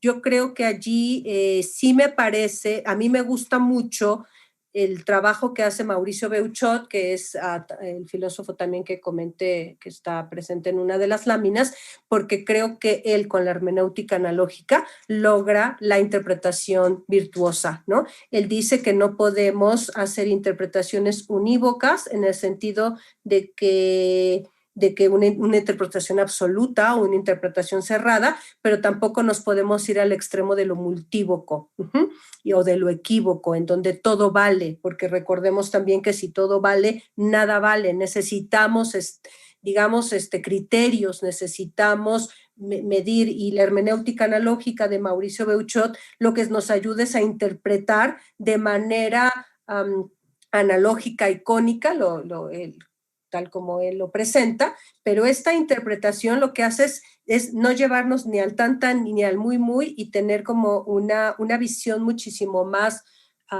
integrada, acercándose al objetivo. Y entonces, pensando en este sentido, yo diría, pues no somos mejores que otras especies, ¿no? Pero tampoco somos iguales y entonces necesitamos buscar una interpretación que encuentre el justo virtuoso del, pues sí, interpretativo. No sé si me estoy explicando o los estoy revolviendo más. Es decir, si pensamos, por ejemplo, en los derechos de los animales, entre los primates, ¿no? Que son, ustedes saben, los muy cercanos a nosotros, y las estrellas de mar, hay una gama enorme. Entonces, si hablamos de los derechos de los animales, tendríamos que incluir también a la estrella de mar. Si no estoy mal, que alguien me corrija, según yo, es un animal, estrella de mar, pero si alguien está por allí con más conocimiento, adelante y que me corrija. Pero no es lo mismo la vida de una estrella de mar o la vida de una hormiga, o la vida de una mariposa, o la vida, me refiero en términos de la complejidad, que la vida de un primate. Y entonces lo que nos ayuda la hermenéutica analógica es a interpretar de manera mucho más virtuosa. Entonces yo me ajusto, me gusta mucho esta interpretación beuchotiana porque no se va a los extremos. Me parece que esta visión quiero compartirles hoy, que les estoy compartiendo, lo que busca es eso, lo que busca es virtud. No está en los extremos, no está en el maniqueísmo, no está en los hombres son malos y las mujeres son buenas, no está allí. Está en la dignidad, en buscar la valía que tenemos todas y todos, y que si el mundo no ha ido como de la mejor manera, podemos como regresarnos. No sé si respondí. Y si hay más preguntas. Sí, hay más preguntas. Si gusta, maestra, las leo y ya usted va decidiendo. Adelante. Dice, pregunta Miriam Alquicira. Maestra, ¿cuántos tipos de género hay y cuáles son? Si el género se encuentra relacionado con los roles y contextos sociales. Erika Fajardo pregunta, ¿un feminicidio puede ocurrir de mujer a mujer o se tipifica de esa manera cuando lo realiza un hombre? Y agrega, desafortunadamente he visto ejemplos claros donde la violencia de género se da de mujer a mujer, cuando ésta está en un puesto de poder donde denigra a otras mujeres. ¿Dónde queda la dignidad y la no violencia? Porque generalmente se habla del varón como opresor. También me preocupa que en esta violencia el hombre quede en indefensión y me preocupa porque tengo hermanos, esposo, que son respetuosos de la mujer. No podemos catalogar a todos los hombres como posibles violadores o abusadores. Hay muchas felicitaciones de la ponencia. Montserrat Silva Aro dice, el acoso empresarial es muy común, lo viví mucho. ¿Realmente podemos confiar en las leyes que están surgiendo? Recordemos el caso actual de Andrés Roimer, que parece que lo están protegiendo. Además, el mismo modelo del CCH es una estructura de competición entre los maestros con las listas jerarquizadas. Marco Iván Almeida pregunta, ¿qué opinión le merece un feminismo que no está basado en la construcción social, sino en los aspectos naturales de hombres y mujeres? Entre paréntesis, Cristina Hoff Sommers. Y hay una pregunta más de Le Chanat, que dice, creo que el problema de la igualdad confundida con la uniformidad es de los errores que más pesa en la sociedad. Una vez escuché a un compañero decir, no cedo a mi asiento a las mujeres ni embarazadas ni ancianas, porque somos seres humanos iguales y yo también vengo cansado. ¿Qué opina al respecto? Muchas gracias. Voy a ir contestando las inquietudes y las preguntas, pero antes quiero compartirles esta lámina sobre la dignidad, ¿no? Que es como el núcleo duro que estoy insistiendo y que encuentro en estos tres rubros. ¿Qué es la dignidad? Bueno, es el valor predicable o atributo intrínseco y al mismo tiempo específico de todos los seres humanos. Constituye el fundamento último de los derechos humanos, ¿no? Es la fuente moral, esto también es de Altemir, constituye la fuente moral de la que todos los derechos fundamentales derivan su sustento. Me faltó aquí incluir el tema de Kant. Probablemente muchos de ustedes ya lo han visto en sus clases de filosofía, ¿no? El imperativo categórico kantiano y considerar que el otro no solo, porque también Kant en algún momento puede considerar que podemos ser medios, pero no siempre, más bien tenemos que buscar a las personas como un fin último, ¿no? Y una consideración de Habermas que nos dice que la dignidad humana configura el portal a través del cual el sustrato igualitario y universalista de la moral se traslada al ámbito del derecho. Es decir, él ve a la dignidad como este puente entre el derecho o entre la positivación de los mismos derechos y el ejercicio real, ¿no? Dice, la idea de dignidad humana es el eje conceptual que conecta la moral del respeto igualitario de toda persona con el derecho positivo y el proceso de legislación, de tal forma que su interacción puede dar origen a un orden político fundado en los derechos humanos. Del ámbito de la moral, que es un ámbito de facto, al ámbito del derecho, bueno, ahí tenemos a la dignidad como su enlace. Creo que traigo, déjenme no, perdón, esta ya era la última. Ok, bueno. Vamos a ver. ¿Cuántos géneros hay, Fiu? Hasta las identidades de género se han ido, supongo que han escuchado hablar de las siglas LGBT, TTI más, ¿no? Hasta ahorita va más. Son algunas de las identidades que ya se han integrado, digamos, a esta gama de los seres humanos, pero la vida humana es muchísimo más diversa y muchísimo más rica. Ajá. Y los géneros, miren, la última, no sé si aquí tú, Ángel, tengas algún dato, pero bueno, si no mal recuerdo, hay decenas, decenas, porque precisamente el más lo que nos dice es que las formas de la identidad de género que vamos construyendo los seres humanos no se agotan.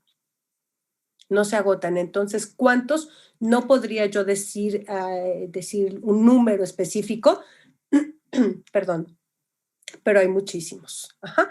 Hay muchísimos y se van a seguir construyendo. No les presenté aquí la lámina de los distintos niveles en los que se va construyendo y cómo se va interrelacionando el género y el sexo. Ajá.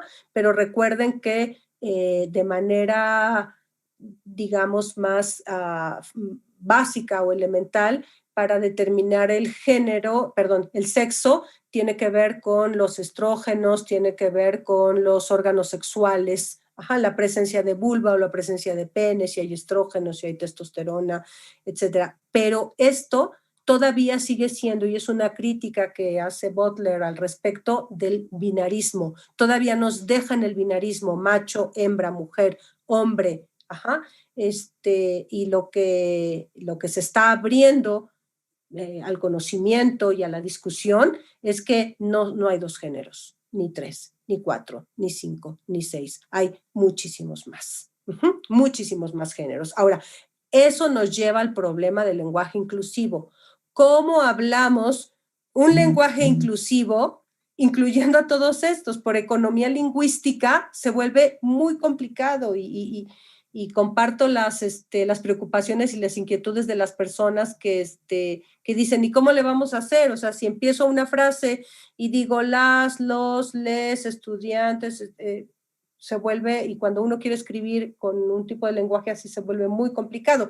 Hay posturas, hay propuestas de CONAPRED, del COPRED y de muchas otras instituciones que hablan de lenguaje inclusivo, pero en realidad tenemos allí un problema, digamos, práctico entre el lenguaje, la cantidad de géneros que hay y cómo integramos a estos lenguajes.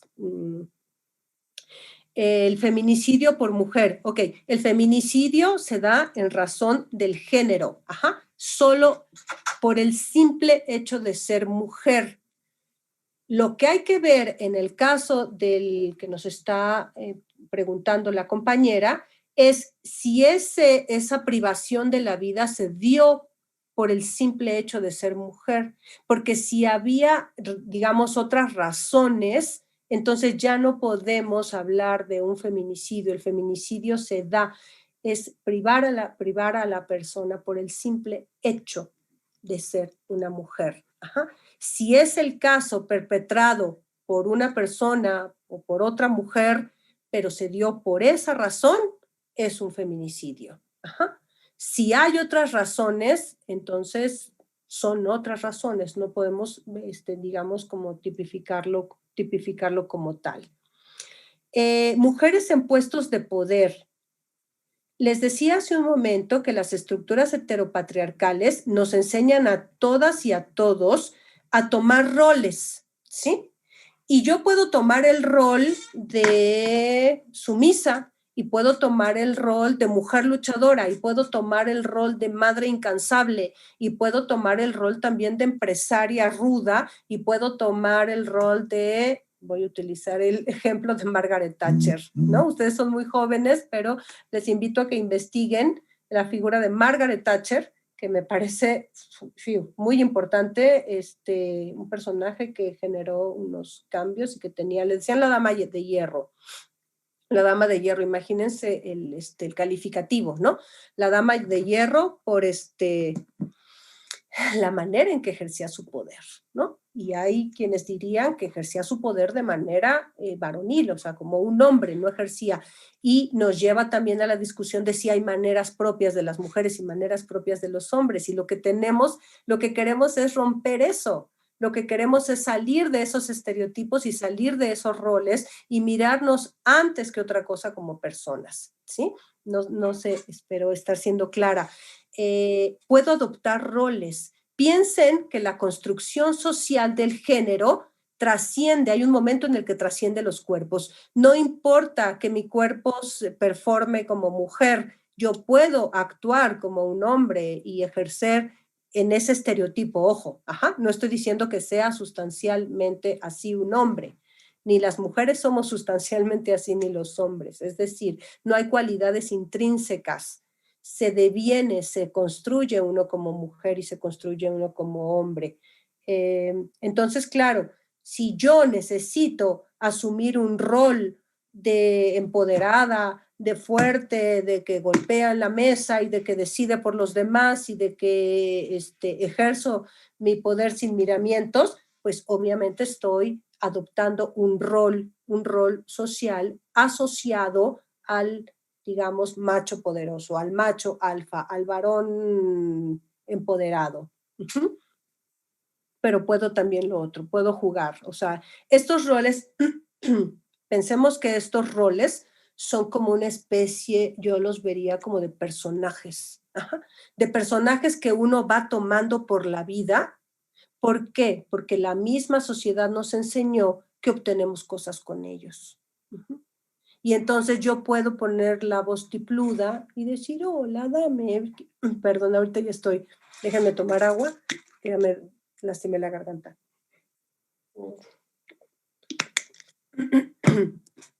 Puedo hacer la voz tipluda y puedo ponerme mimosa para obtener cosas, o me puedo poner dura y rígida y obtengo cosas, ¿sí? Los roles son como estas, les digo, como estos personajes que tenemos socialmente y que yo los voy utilizando dependiendo de lo que necesito y de lo que quiero. Todo está hecho para competir. Sí, hablaba de el examen del Comipens. Bueno, ¿cómo la pasaron, compañeros y compañeras? Pensar que había cientos, decenas, más bien decenas de miles de chicos y chicas optando por un espacio en una preparatoria, en un CCH, en una vocacional, y ustedes sometidos a toda esa presión de tengo que ganarme un lugar. Tengo que ganarme un lugar. O sea, tiene uno, ¿a qué edad hicieron el examen? ¿A los 15, 14, 15 años? ¿16? Bueno, imagínense, ya a los 15, 14, 15, 16 años, ¿qué me está diciendo el mundo? Tienes que competir. Y esa no es una competencia contra mí misma. Es una competencia contra decenas de miles. Porque resulta que yo quiero estar en tal escuela. Sí, pero vengo de una circunstancia injusta, de una escuela de mala calidad y entonces no puedo competir con estas otras personas. No, en realidad yo soy de la idea que deberían todas y todos los adolescentes ir a la escuela que quieran. Y debería el Estado de darle una educación de calidad a todas y todos, ¿no? Hay un proyecto por allí que generaron profesores del CCH diciendo, pues si las vocacionales y las preparatorias y los CCHs son lo que buscan los estudiantes, pues hagamos más política pública con justicia social, hagamos más preparatorias, más SHs y más vocacionales. Eso es lo que están pidiendo los chicos. Digo, a lo mejor también están pidiendo otras escuelas. Y yo, pero bueno, espero no faltar a la verdad, ¿no? Digamos, de manera general, estoy pensando en la mayor parte de los chicos y las chicas. Y asimismo, la competición con las y los docentes, por supuesto, yo siempre he insistido, las listas jerarquizadas, son una manera, son una manera de ponerte a los compañeros encima o abajo, porque o están encima o están abajo. Ajá.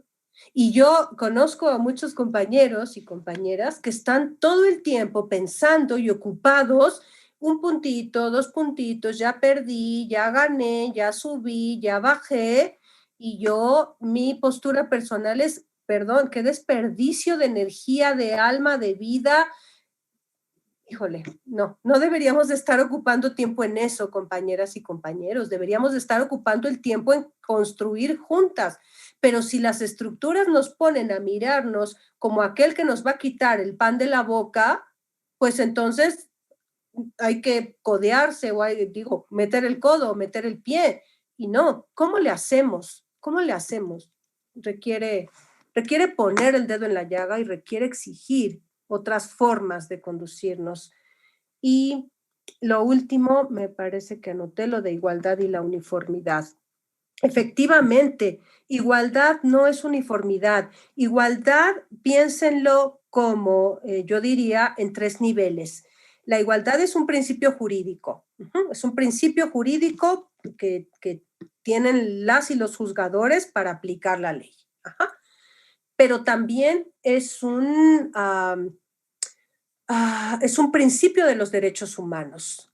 La igualdad es plantear la misma oportunidad. Fíjense, en un análisis que hace un estudioso que se llama Hugo Aboites de la educación pública en México, lo que él dice es que condiciona mi vida si entro a una preparatoria X que si entro a una Y o Z.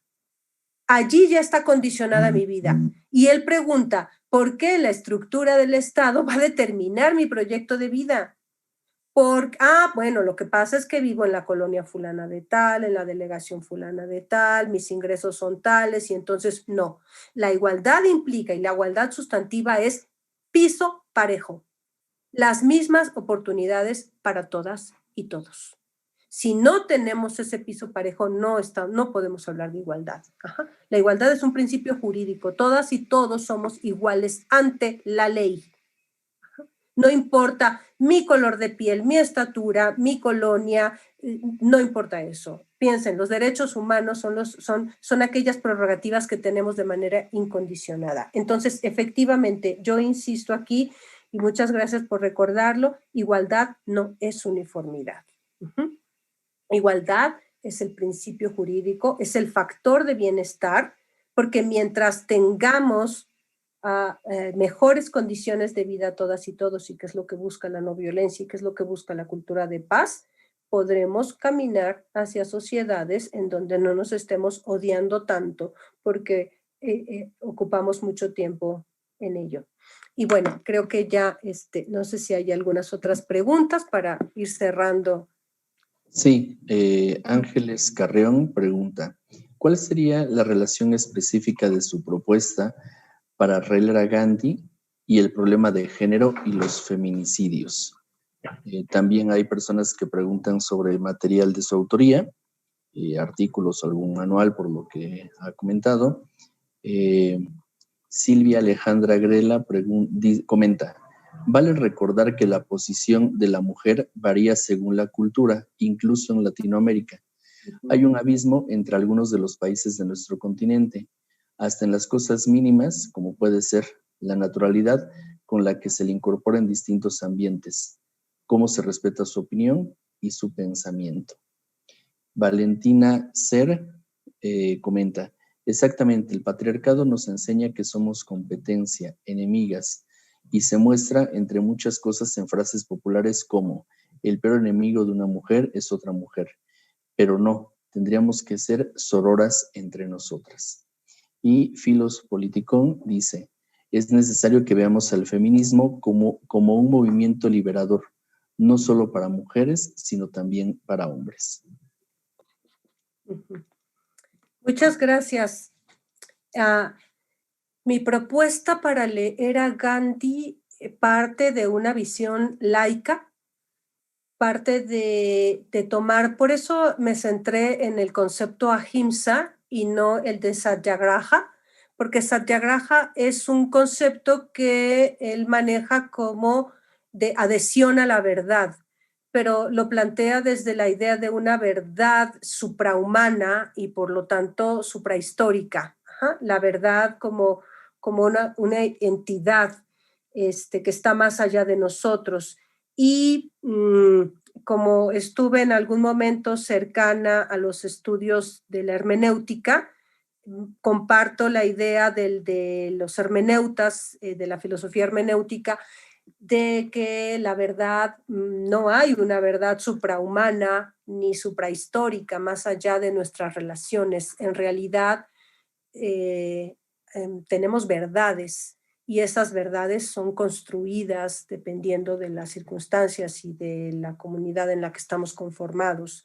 Entonces, en ese sentido, Gandhi es la inspiración, ¿no? Se ha trabajado mucho en la no violencia desde hace pues, todo el siglo pasado. Hay mucha información al respecto. La misma cultura de paz nace en mucho de toda esta de este pensamiento gandhiano y de esta forma de resistencia política y de desobediencia civil, pero desde mi perspectiva lo leo de manera laica porque trabajo en una universidad pública y porque creo en la libertad de credo, que cada quien puede elegir las creencias espirituales que quiera y también las no creencias, ¿no? Si alguien no quiere creer en un dios o en los dioses, bienvenido también y bienvenida. Entonces, mi lectura es esa. Y mi lectura yo lo plantearía como un feminismo no violento, como un feminismo de construcción de paz, que no relega a la mujer ni la devuelve a esta imagen de sumisa, linda y preciosa que va a estar tratando siempre de conciliar. No, la no violencia o un feminismo no violento es un feminismo que exige derechos, que construye con el otro, pero es un feminismo que no excluye. Es un feminismo que no excluye, que no busca destruir, que no busca tirar. Por supuesto, entiendo y hasta cierto punto acompaño los feminismos radicales, ¿no? A la manera de no creer en las leyes de los hombres ni creer en estas estructuras que han construido solamente los hombres, o sea, los entiendo, pero yo no me adhiero a esa visión. Mi visión es una visión de la no violencia laica en donde tenemos que construirnos con todas y todos. Me parece que por allí va, por una sencilla razón, porque más violencia cierra puertas y yo creo en abrir puertas. Y repito, en un feminismo no violento lo que hace es exigir y exige, pero también busca en mucho la creación y la creatividad como parte del potencial humano que tenemos. Creo que era esa y me parece que era esa o había otra, ya no recuerdo. Creo que era esa nada más, ¿no? Sí, Ángel. Sí, tenemos también otras preguntas. Erika Fajardo comenta que no contestó su pregunta sobre la preocupación de que el hombre quede en indefensión, porque no es posible catalogar a todos los varones como posibles violadores o abusadores. Okay. ¿No será que se está abusando del feminismo en este sentido? Ok. Sí, yo pensando en la cultura de paz, en la no violencia, en cómo construimos unas relaciones de género mucho más igualitarias y en la propuesta que les comenté de Mauricio Beuchot, no creo que sea una salida colocar a los hombres como potenciales feminicidas todos. Me queda claro que han aprendido mandatos de masculinidad que en algunos casos es difícil estar conscientes de ellos, como nosotras, ¿no? Las mujeres aprendimos mandatos de feminidad y de roles que a lo mejor no nos cuestionamos, o muchas mujeres no se cuestionaron en toda su vida. Creo en el equilibrio y la no violencia que estoy planteando Es una no violencia de hombres y mujeres. Vaya, me corrijo, es una no violencia de personas, con la identidad que quieran, con los deseos que quieran, pero es una no violencia de personas, jóvenes, chicas, niñas, niños, ancianas, ancianos, adultos, adultas, personas. Por eso la dignidad para mí es el núcleo duro y por eso regreso a ella siempre. Ajá. Porque sí, sí en el feminismo, sí en la cultura de paz, sí en la no violencia, pero siempre entre personas, independiente y de manera incondicionada, sin importar el color de piel y sin importar ninguna otra característica. Entonces, me preocupa que los hombres se sientan en shock, mal, que les esté doliendo lo que está pasando. Sí, sí me preocupa. Yo creo en la no violencia, no quiero ni pienso en de qué manera aumentamos y castigamos. Ajá, no creo en eso, no creo en los castigos. Me parece que los castigos no traen más que resentimiento, rencor. Hay investigaciones muy interesantes al respecto con los centros de internamiento, sobre todo para menores en conflicto con la ley, en donde se ha demostrado que no, los castigos no nos generan mucho bien. No, me parece a mí que es reaprender a convivir, reaprender a vivir, y sí me preocupa que los hombres se sientan por momentos también aterrados, ¿no? Hay un fenómeno que está sucediendo en algunas aulas en donde los hombres ya no quieren hablar, ¿no? Y me parece y entiendo la visibilización de la violencia contra las mujeres, pero tampoco quiero acallar la voz de nadie. Y en ese sentido, mi propuesta no es, por supuesto, dejarlos a un lado, es cómo le hacemos para construir todas y todos. Tenemos 3 comentarios más. ¿Sí? Fernanda Rodríguez dice, respecto a tomar roles, ¿cómo sé cuál elegir si ni siquiera conozco todas las opciones? ¿En qué baso mi decisión? Arturo Hernández dice, qué difícil reivindicar a Margaret Thatcher. Me parece que el feminismo también debe ser de clase, y no hay que olvidar que la dama de hierro servía a los de arriba, impuso el neoliberalismo con todo y lo que ello viene en el Reino Unido, y eso ahonda las desigualdades entre hombres y mujeres. Y Agustín Ibarra dice, solía creer que la educación era la solución de todo, mejorar la educación y obvio también la que nos dan en casa. Pero me decepciona mucho saber que en las instituciones mismas hay maestros acosadores. ¿Cómo considera usted que es la mejor forma de hacer un cambio en la forma de pensar de las personas? Creo que el miedo no es la solución. O sea, que el hombre tenga miedo de ser castigado y juzgado por cometer una infracción, más bien lo ideal sería que no actuemos de manera machista porque es lo correcto y no por miedo a que nos cancelen. Hablando de eso, ¿qué opina usted de la cultura de la cancelación? El que no se dé la oportunidad, cometió un error hace años. Estoy de acuerdo con que debemos ser responsables de nuestros actos, pero no sé si es lo mejor ser cancelado para siempre y ya. Saludos. Muchas gracias. Voy a tratar de no abusar del tiempo. ¿Qué hago en un mundo de roles? ¿Qué hago en un mundo en donde hay ambigüedad de valores? Dice Lipovetsky, ¿no? Hablando de las sociedades posmodernas, dice que los roles antes era muy claro cómo ser mamá, cómo ser hija, cómo ser joven, cómo ser papá, y con el posmodernismo estos roles se han ido difuminando, ¿no? ¿Por qué? Porque hay una crisis de valores, hay una crisis axiológica allí. Mi respuesta para qué elegir, yo creo que el criterio, y aunque suene cursi lo creo, yo creo que el criterio es estar bien y ser feliz y sentirte feliz con ese rol. Ajá. Miren, me gusta mucho Aristóteles. Y Aristóteles decía en la Ética Nicomaquea una cosa muy interesante que yo he adoptado.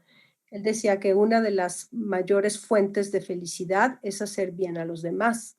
Ajá. Y yo, pensando en la no violencia, digo, a lo mejor hacer el bien puede sonar como de santos o como de gente muy, muy pura y muy clara y demás. Yo diría, bueno, empezando por no hacer daño a los otros, empezando por no hacer daño a mí, creo que eso es un gran paso. Y el rol, el que quieran, el que quieran. ¿Cuál es el límite? Respetar los derechos de las y los demás, no abusar del otro. Creo que ahí está el límite. Ajá. ¿Cómo soy? Como quieran ser, sean como quieran ser, hagan lo que quieran hacer. Decía San Agustín, ama y haz lo que quieras, ¿no? Yo les diría, amen y hagan lo que quieran. ¿Cuál es el límite? El respeto a los derechos de las otras y los otros. Ahí creo que estaría mi respuesta. Completamente con lo de Margaret Thatcher, claro, tiene una historia muy, muy fuerte, atravesada por, pues sí, toda una estructura de poderosos, de clase, de fomentar las desigualdades y la discriminación. Creo que estoy completamente de acuerdo. No entendí muy bien lo de los maestros acosadores. El fenómeno me parece que es un fenómeno producto del patriarcado, ¿sí? Tendemos que parar, por un lado, empoderar a las mujeres y que se den cuenta las estudiantes, no solo de bachillerato, sino todas las estudiantes a nivel licenciatura también, que si alguien está ejerciendo una presión porque hay una relación de poder allí, es un abuso y se tiene que parar y no se debe de permitir bajo ninguna circunstancia. Alguna vez algún colega me preguntó, estoy hablando de un profesor de bachillerato, me dijo, Mónica, ¿eres de las que está en contra de que los maestros tengamos como novias alumnas? Y yo le dije, pregúntate por qué está tipificado como estupro en el Código Civil. Pregúntate nada más por qué. Hay una relación de abuso. Cuando tenemos un desequilibrio de poderes en una relación, hay abuso. Y lo que le digo a mis alumnas y a mis alumnos es que piensen qué tan seductores se sienten, si quisieran seducir. Se los pregunto cuando tienen 17, 18 años, que es cuando se van a ir a la universidad. Les digo, oigan, ¿ustedes podrían seducir a un niño o a una niña de 11 años o de 12 años? Todos de manera categórica, todo el grupo de manera categórica me dice que sí. Les digo, bueno, pues lo mismo ejercen con ustedes. Ajá. Y pueden generar un acto de abuso con esas personas. Entonces, por supuesto que hay mucho que hacer, y en el caso de los maestros, dado que son adultos, no apelo a la moralidad. Ahí sí soy kantiana. Hay que apelar a la moralidad, hay que apelar al reaprendizaje de la comunidad y de todas y todos cuando esta es posible, pero cuando no es posible, para eso está la ley. Entonces, en el ámbito educativo, empoderar, reaprender, que la gente conozca, que sepa sus derechos, que sepa cuando está frente a una relación de abuso.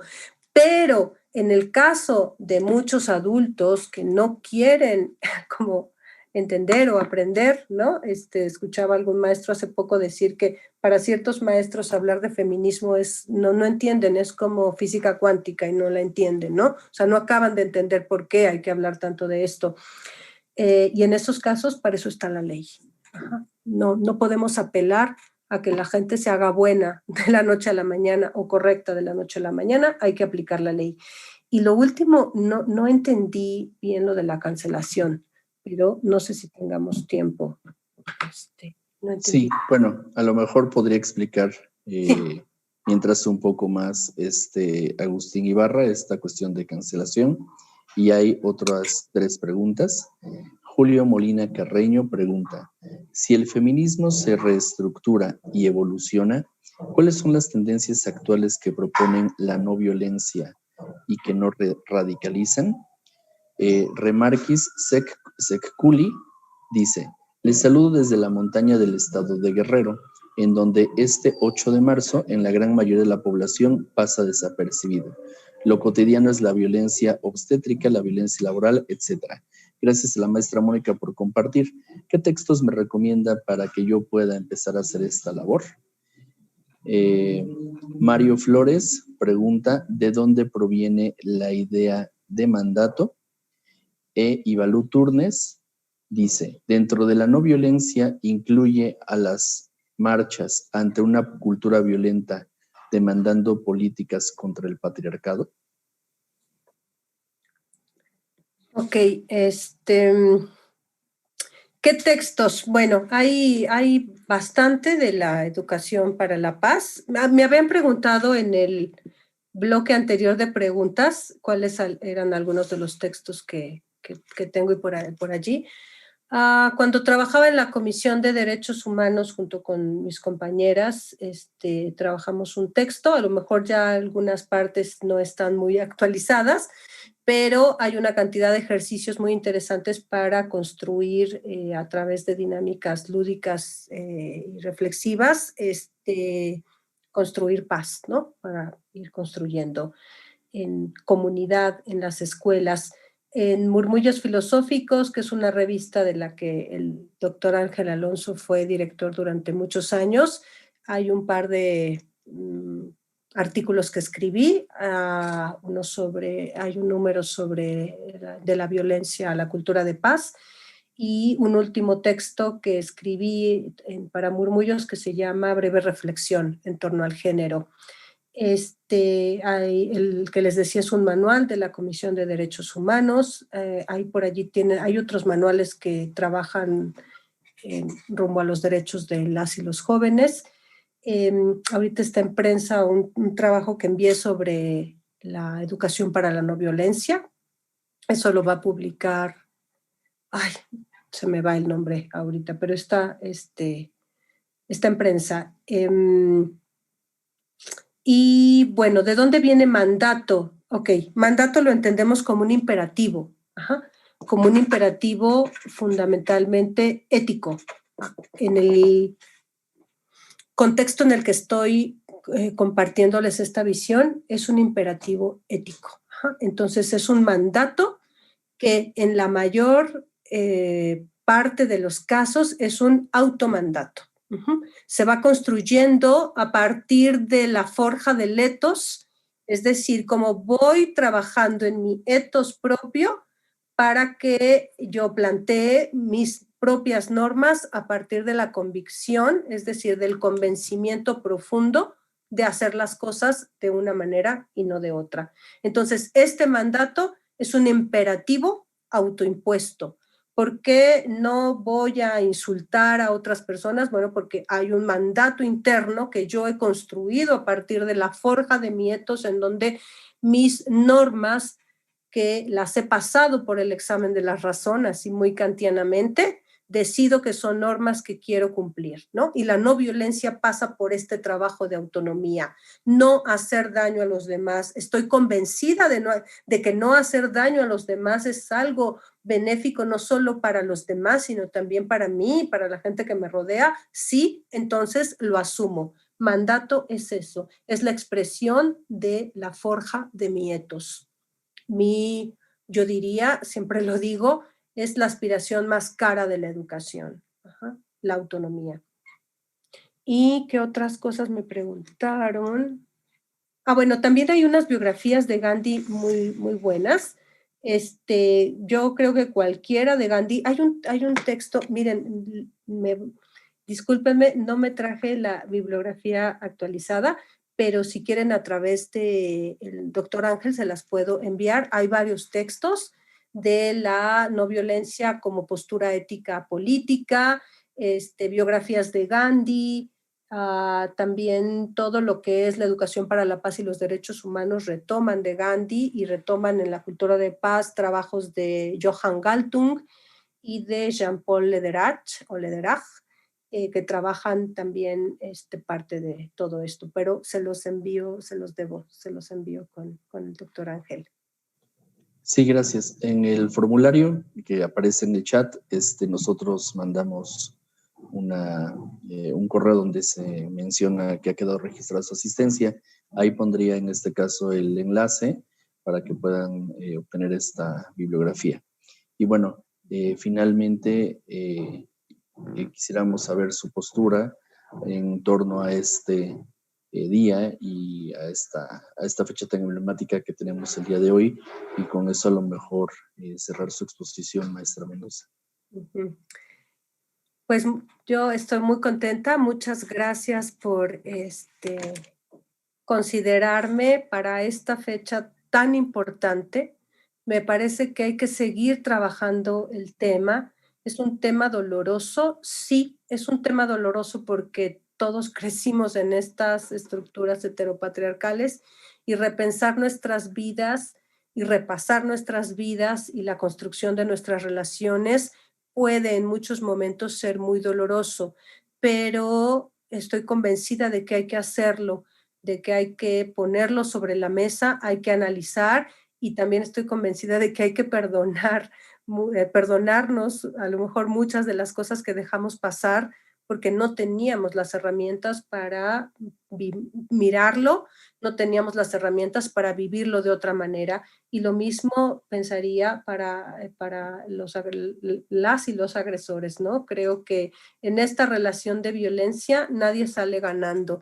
Creo que hay que hablar mucho sobre el tema, hay que trabajar, hay que procurarnos y ver de qué manera podemos hacer de la cultura de paz y de la no violencia una realidad.